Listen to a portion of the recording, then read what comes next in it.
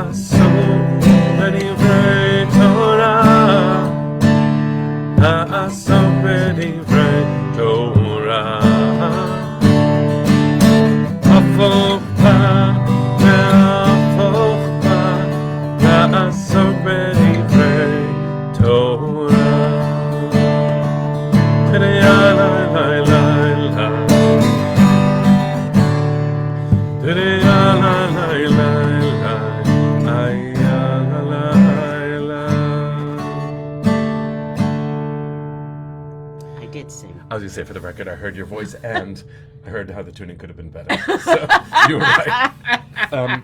Friends, if you're just joining, I want to make sure that I introduce Betsy at least one more time because I miss you. And among the things that we've done together, we've done a little bit of teaching together. I've certainly learned from you. We've done some writing And together. vice versa. And this week's Parsha is actually well attuned to who we are, certainly the way that our conversations have combined. I just wanted for a second to read a drop from the beginning of Parshat Ki Tavo. That's where we find ourselves. It's toward the end of the book of Deuteronomy, and to remember, this is a moment where Moses' urgency, his mortality, is really touching him. And he's trying to communicate with as much clarity as he can, certainly as much emotion as he has, which is a lot, accumulated over 2 generations of leadership of a people that doesn't want to be led. And does want to be led. And that's part of the issue that Moses is constantly dealing with, is they want to be cared for. It is much like adolescence. They, where you say to them, do you want my help? Do you want me to hold you? Or do you want me to hear you? They go back and forth between those three constantly. You should fix this. You should have already fixed this. You're not listening to us. What's wrong with you? And we're dependent on you. So it's a total setup. That's fascinating. So you see why I need Betsy so much. Yeah, I would have kept going and not even thought about what they want, they don't want. Yes. And he probably, despite saying in his inception moment as a leader, I can't do this, I don't want to do this. Deep down, maybe he did want to do this. He had, um, it's a question of, do I have the capacity to See, do this thing that I know needs to be done? I wonder. I wonder how much he actually wants to do it and how much he feels he rises to the occasion. Have you seen the movie Hail Mary? No, not yet. Okay, so in the movie Hail Mary, somebody is forced into doing something which he has the capacity to do but does not trust himself to do. And I think we spend our lives, if we're lucky, we spend our lives on the cusp of things which are challenging. So I'm not falling off the cliff, but I'm constantly saying to myself, oh, I wonder if I can do that. Those are people like you and me who like challenge. Yeah. And I don't think Moses. I think Moses would be very happy to be a shepherd. As I think he was very happy to be a prince. But the expansion of him as a human being happens when he's doing things he doesn't want to do. Does that make sense? It makes a lot of sense. And I wonder, there's been a lot of work. Aviva Zornberg has a book on Moses' life. Harold Kushner has a book on Moses' life. Many people, Buber has a fascinating book on Moses' life. And to see the expansion of him, what a nice way of saying that, into a realm that maybe he wouldn't have chosen for himself. Maybe he would have been not satisfied, but settled in these other roles. Right. Because I'm only pushing us to this parsha for the sake of time, not because I actually want to move forward yet. Because by the time we get to him in this parsha, he, I think, isn't the person anymore who could have been settled in that. Absolutely. Absolutely. And part of what makes Moses so interesting, in many ways more interesting than the patriarchs, is that we see an arc of human development, which I think, this may be heretical, but I think it parallels the arc of divine development. Oh, that's not heretical to me, even though the Torah wouldn't know how to hear that. Right. But lovers of Torah do. Right. So it speaks to one of the things that, just for those of you who weren't on the text message exchange between me and Menachem, we had a brief text discussion about what we were going to talk about. Literally, as she's walking faster to make sure she's here for the broadcast. On time, right. And this question makes me think about, I'm a retired psychologist for those of you who wonder what I'm doing here. This question makes me think about the transition and change that happens in a long-term marriage or a long-term friendship. That I have now been married for 46 years. I would guess I've been in 150 marriages with my husband. And the part of what makes deep relationships important and work is that I adapt and you adapt because the connection matters in some sense more than history. Say more about that sentence. Okay. Please. So it is so important that I love the people I love, that I don't bear grudges, which is a really challenging thing for human beings, particularly an important thing for us to think about at this time of year in Elul. I don't bear grudges. I am willing to say that was a mistake.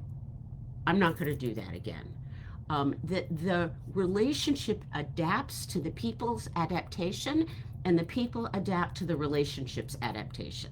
There is a kind of a mutual circle of change, which is what the thing that we see in Moses and the thing that we see in God. Do we see it in any other biblical characters? Which is a prioritization of the covenantal relationship itself. Absolutely. Yeah. Absolutely. Do we see it in? We see it in. No. In the two guys who argue in the Talmud. Okay. Hillel and Shammai. That's fast. Well, what's interesting about that is, this is a funny piece of history. They never met. Right. Their students knew each other, and the way we talk about the schools of thought that each was the progenitor of. They're like this. They're like this, but they never met. But we hold them up as the archetypal relationship often when we talk about the plurality of truth Yeah. and the commitment to being in relationship regardless, because the way we actually say that their relationship is a model is because though they disagreed about so many pivotal issues of Jewish law, their students married each other. Yep. Which means even when they argued about who's allowed to marry whom, Yep. they married each other. It was a fascinating thing, I think, proved to your point. And what's interesting is a parallel in time text talking about conditional and unconditional love, Yeah. written during the time of Hillel and Shammai. Who wrote that? So it's in Pirkei Avot. You're going to find it for me when we're done. I will. Okay. It says in Hebrew, Ahava she'tluya b'davar, a love that is dependent upon anything, sofa she'ina lehitkayem, will not last. Ahava she'ina tluya b'davar, love that is not dependent upon some specific thing, will last. So this is the antithesis of Shakespeare, who says, love is not love that alters when it alteration finds, or bends with the remover to remove. I think it might be the same. How so? What I heard, I haven't studied it as much as you clearly understand the text. I can do that with Pirkei Avot. You do that with Shakespeare.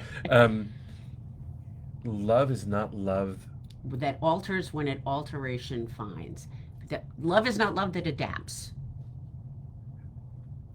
which means love is love. Love is love that doesn't adapt regardless of alteration. Okay, maybe we could go there. We could go Look there. at that. We just Torahized We just yell on and Shammai. William Shakespeare, who Shylocked us, just got Judified. Right, but this speaks to this other thing that I've been thinking a lot about recently. We came out of lockdown and we talked an enormous amount about community. What is community? How do we build community? Community. And I increasingly think that we were building community as something that didn't have deep roots. I'm not sure community has deep roots. Connection has deep roots. Connection is what happens in a long-term relationship or a long-term friendship. It's what happens between parents and children. Although, there is all this new data that says that around a third of us are estranged from a family member, which is really quite a high number.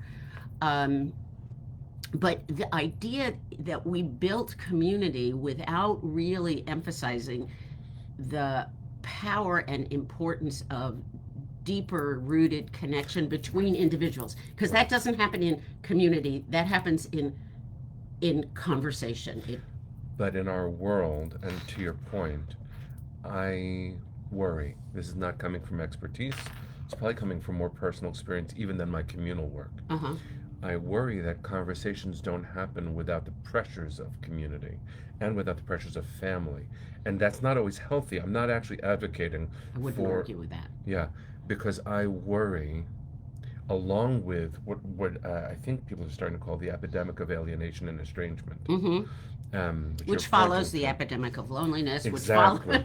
Exactly. And so I think that and COVID is a force multiplier of this, because here I am in these strange moments, even when I'm in conversation on Zoom with another, I see my own face. Right. Which is me alone with somebody else, not me in conversation. Yes.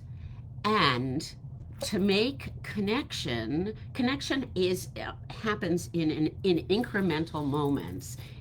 I don't get to say, oh, let's connect. Right. Right. And so we are constantly testing connection and therefore increasing connection. But only if we have consistent juxtaposition and presence. Yes, and the other place that I think we really are missing connection is with ourselves. That I go out to dinner with a friend and they go to the bathroom and I pull out my cell phone. I don't think. I don't sit.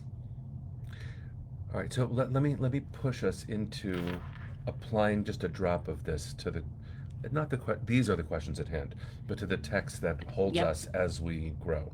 Yep. So Moses at this moment, we don't have to get too far into this specific text because I think we've already loved him so much in this conversation. Moses knows he's about to die. Yep. And he's trying to squeeze it in. Is that what can we learn from that? Maybe to the point you were making before, not necessarily about the content that he's sharing, even though the content is what he thinks we need to know. Parenthetically, my dad at my bar mitzvah blessed me by reciting Rod Stewart's Forever Young. and in it, one of the lines is, "For all the wisdom of a lifetime, no one can ever tell." Uh-huh. And I think that there is an essential truth to that. Yep. And speaking as someone who tries to pour it all out anyway, I know it's not going to work. And people aren't going to receive it. Even if you could pour it all out, you have to have, the ground has to be fertile. All right, so given that our ground as a people is rarely consistently fertile, what can we, by which I don't mean actually you and me, I mean all of us who are in this learning moment and in the work during Elul especially, calling it community but maybe needing deeper connection in order to achieve that thing we call community. What can we learn from what I would consider Moses's desperate and eloquent, long wisdom speech for us? So a couple of thoughts here. First of all, we talk about these things called ethical wills. Yeah. And I think ethical wills are a misnomer because what we actually often are telling people is what we want them to be. And I don't have the right to tell you what to be. I think a real ethical will is one where I say to you, this is how I have tried to live my life. I have probably failed, but these are the values that have steered me. That's my ethical will. Yeah. And that's what I leave behind. So you and I would have different ethical wills under a very similar rubric, right? Yeah. Moses doesn't do that. He says he is really giving them a rah-rah speech. His speech is a pre-football game speech. Yes. Look what we did. Look what we did. Look how good we are. And watch out because they have an amazing offense, right? So he's warning the people about the temptation and the danger, but he's also saying, you can do this. I'm only jumping in because, oh my God, have you tied a bow in a really serious way? Long-term marriage, as you were speaking about it before, right? It's connection more than history. Is that what you said? It's really commitment more than history. Commitment more than history. Because we don't have to go there, but the point that I was originally going to make in order to prompt what would have been a lesser conversation than the one that we've had was that in this Parsha, we are, through his instruction, commanded to ritualize our gratitude by telling what seems like a history. But is not. But is not. Because it's so far from complete. But it is a commitment. Yeah. It's a commitment. But that's what an ethical will is. An ethical will is a commitment, is my saying, I want you to know what commitments I made in my life. They are not binding upon you, which is the difference here. Yeah. Because what Moses gives us is binding upon us. But what of Moses, what of that which Moses gives us is binding upon us? Because I want to say, this is very emotional. The recitation of the Seder. All right, but let me still say it because I don't know that there's actually one text that could possibly be the deepest thing we're talking about. I want to say that a little bit differently. Not my father was a fugitive Aramaean? I mean, I think that's the... No. Okay. No, because for me, I mean, this is very interesting to think about, and it's a longer conversation that we're going to be able to have, but... Tell him he should invite me back. I'm going to invite her back. This is more fun than I've had doing this. I love all of you, but this is the coolest thing ever. Seriously, do you understand how much I love Betsy? I love Moses so much. Mm-hmm. You love Moses because he develops. I love Moses because he cares so deeply. That's the ethical will. And maybe that development is a model for us, for me, for each of us.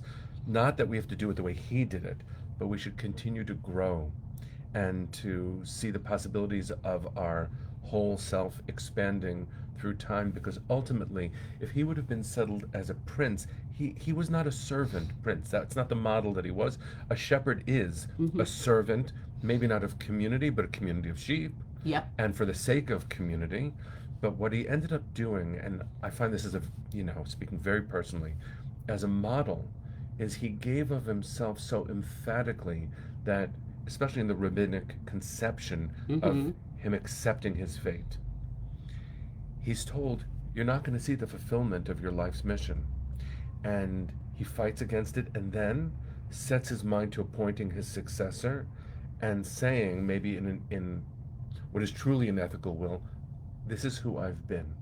Yeah. I aspire for you to not get it wrong. And to not get it wrong in the ways that you've already gotten it wrong and that I've gotten it wrong. Yeah. And in that same process is one that we also see God going through. I created this world. I am not going to be able to make it the way I want it because I made these people and this serpent. And so I'm going to have to cede, C-E-D-E, power. Yes. That's the classic Kabbalistic model of God. That God creates and then backs up. It seems to him in order for the sake of human becoming. Right. Yeah. And isn't that what we do as parents all the time? We say, here's an ethical structure. Yeah. Take what you want.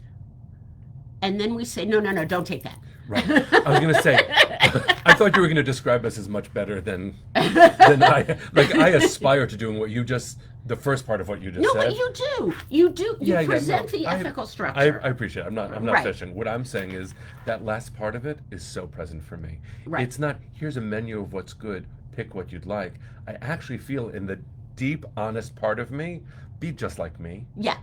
Yeah. Be just like, and I know that Moses kind of wants that too. Absolutely. He wants it for Joshua too. Yes. Don't you understand? And Joshua ends up we got to stop in a second. Joshua ends up reenacting the splitting of the sea when he parts the Jordan. Yep. The language that he uses is so often evoking of Moses's life as an eternal return. Yes. And it's not the same. It can't be the same. But you hear yourself saying things that your father said. Always. And every once in a while, my children say to me, oh my God, it came out of my mouth and it was you. Yeah. Yeah. I sat yesterday at the graves of my ancestors. It's a tradition some of us have. I don't know if you know. In Elul. During Elul to do Kever Avot, to visit and I was telling my great-great-grandparents all about my life and my family. They're here? They're here. Oh, they're here. Are they physically here? Well, I was sitting at their graves. Wow. And I mean, I have grandparents who were buried in this country. Yeah. But that's as far back as I go. Yeah, so Mount Hebron Cemetery, and it's a very old section of it, and their photos are airbrushed onto the stone. Uh-huh. And as I was doing it, I actually heard these phrases that my father always uses, be that as it may. I don't say be that as it may, but I clearly do. So, all right, here's what we have to do. First of all, thank you, friends. Friends, pour out your love this is a special moment. And for Instagram friends, I'm going to turn you so you can actually see Betsy a little bit more. This is what Torah feels like for me. And me.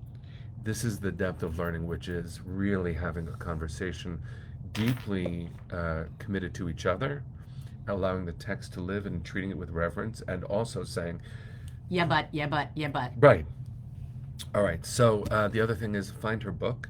And she wouldn't have promoted herself, but I'm going to do it. Find her book. I wrote the foreword. I liked it. And let's set our hearts to the work.